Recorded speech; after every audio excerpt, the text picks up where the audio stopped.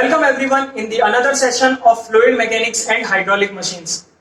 In this session, we are going to discuss about continuity equation and we will solve a numerical problem related to it. So let's start with understanding continuity equation and few of its assumptions. तो सबसे पहले हम समझते हैं continuity equation है क्या. तो जब भी एक पाइप में या फिर कोई भी स्पेसिफिक एरिया से लिक्विड फ्लो होता है तो continuity equation हमें यह बताती है कि फ्लूइड का डिस्चार्ज रेट अलग अलग क्रॉस सेक्शंस पे सेम होता है. यहां पर आप देख सकते हैं इक्वेशन है Q is equal to AV. तो सबसे पहले इस इक्वेशन को हम समझते हैं. इस इक्वेशन में Q जो है वो डिनोट करता है discharge rate.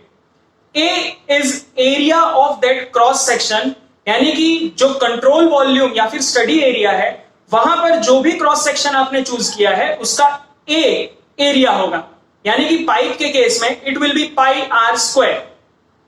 Then V is the velocity, flow velocity at that specific cross section.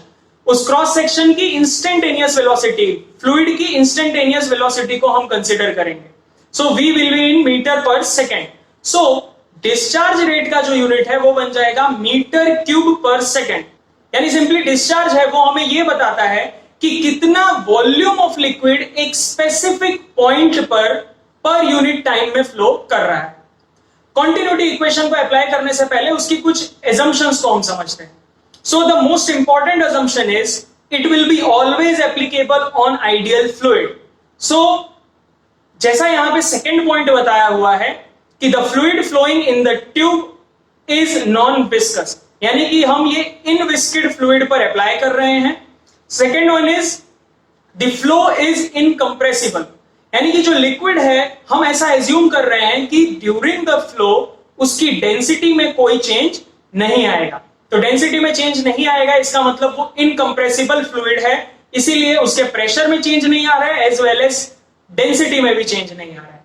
And the last one is that the flow is steady, यानी कि टाइम के साथ ये जो प्रॉपर्टीज हैं वो चेंज नहीं हो रही हैं. यानी हम समझ सकते हैं अगर टाइम के साथ वेलोसिटी, प्रेशर, टेम्परेचर चेंज होगा तो कंप्रेसिबिलिटी भी चेंज होगी. सो अब हम इसकी डिराइवेशन को समझते हैं.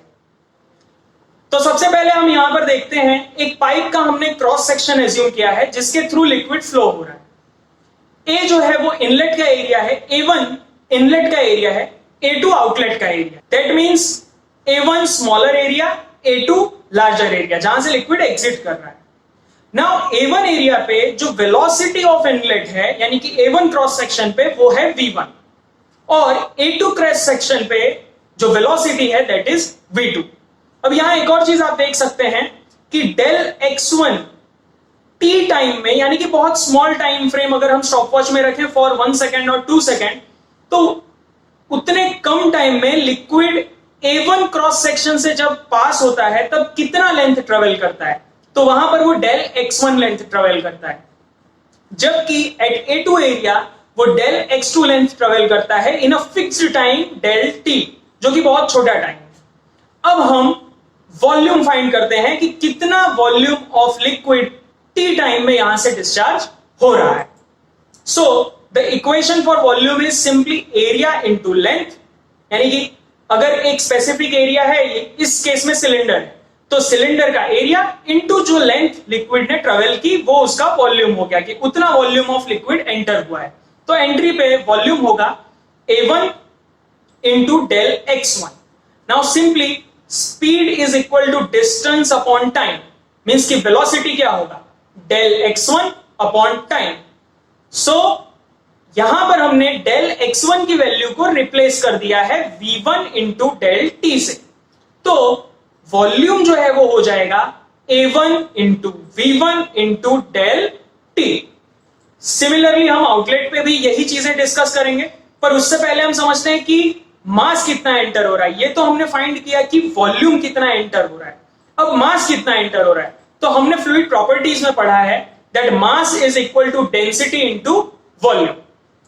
सो अगर हम यहां पर सिर्फ वॉल्यूम को रिप्लेस कर दें तो हमें मिलेगा M1, यानी कि एंट्री पर t टाइम में कितना मास एंटर हो रहा है. तो M1 is equal to ρ1 A1 V1 into del t, जो कि यहां पर इक्वेशन में आप देख सकते हैं. सो अगर हमने मास फाइंड किया which is ρ1 a1 v1 into del t, so what will be the mass flow rate? That means कि पर यूनिट टाइम में कितना मास फ्लो हो रहा है, एंटर हो रहा है. So it will be del m1 by del t, जो कि हो जाएगा ρ1 into a1 into v1. So similarly यही फंडामेंटल का यूज करके हम आउटलेट पर भी मास फ्लो रेट निकाल सकते हैं. So आउटलेट पर जो मास फ्लो रेट होगा वो यहां इक्वेशन आप देख रहे हो, सिर्फ 1 को हमने सबस्क्रिप्ट 2 से रिप्लेस कर दिया है. So that is m2 by t is equal to ρ2 a2 into v2. तो ये इक्वेशन हमें क्या समझा रहा है कि जो मास फ्लो रेट है वो 3 चीजों पे डिपेंड करता है. That is the density of fluid, the area from where it is flowing and the velocity. Okay,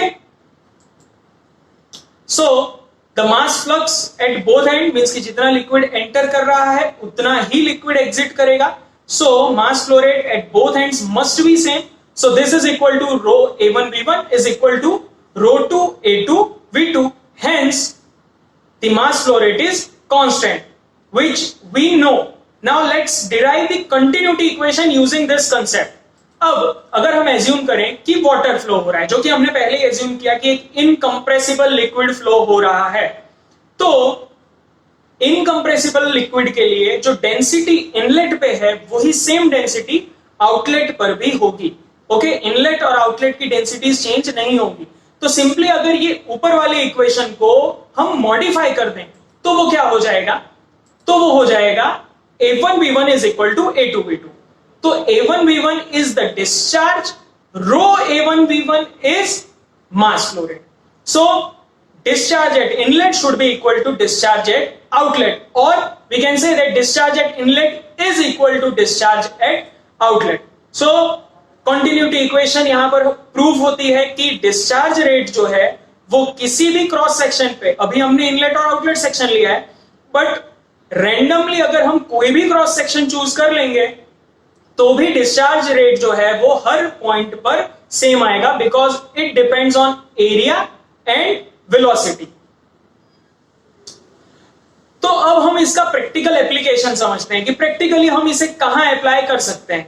तो यहां पर मैं एक न्यूमेरिकल प्रॉब्लम आपके सामने रखूंगा और उसको हम सॉल्व करेंगे और इस प्रैक्टिकल अप्रोच से फाइंड आउट करेंगे कि किस तरह से हम इसका यूज कर सकते हैं वेलोसिटी को इंक्रीज करने के लिए.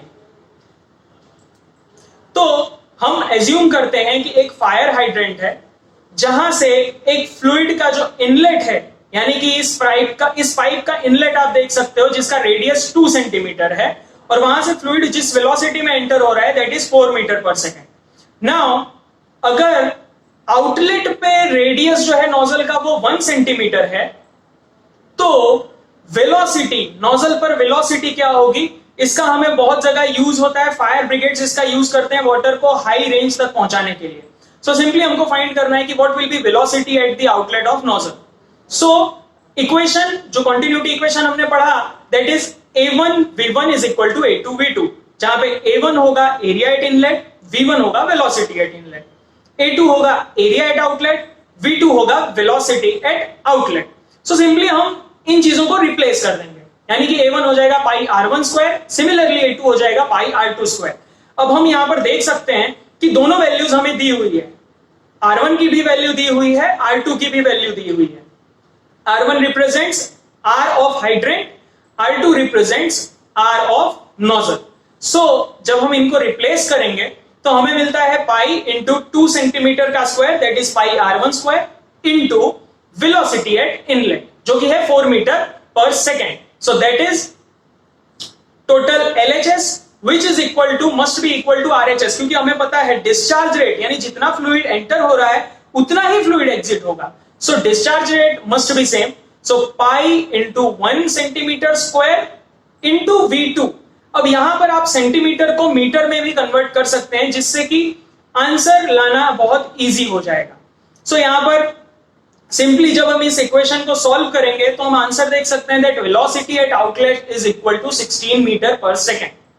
सो ये इक्वेशन से हमें क्या पता चल रहा है, इस इक्वेशन से पता चल रहा है कि जैसे जैसे रेडियस को हम रिड्यूस कर रहे हैं, यानी कि इनलेट पर आप रेडियस देखिए 2 सेंटीमीटर है और आउटलेट पर जो रेडियस है that is 1 centimetre, which is almost half of that. तो वेलोसिटी जो है वो 4 टाइम्स यानी कि स्क्वायर टाइम्स इंक्रीज हो जा रही है, which is from 4 to 16 metre per second. So continuity equation से हमें यह पता चलता है कि अगर हम एरिया रिड्यूस करेंगे तो उसके एक्सपेंस में वेलोसिटी जो है वो बढ़ जाती है. तो सिंपली ये फंडामेंटल का हम यूज नोजल्स में करते हैं जो स्पीड बढ़ाने के लिए काम आती है.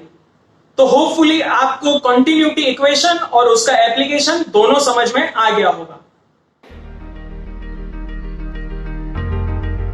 Now here are some important questions from the above topic.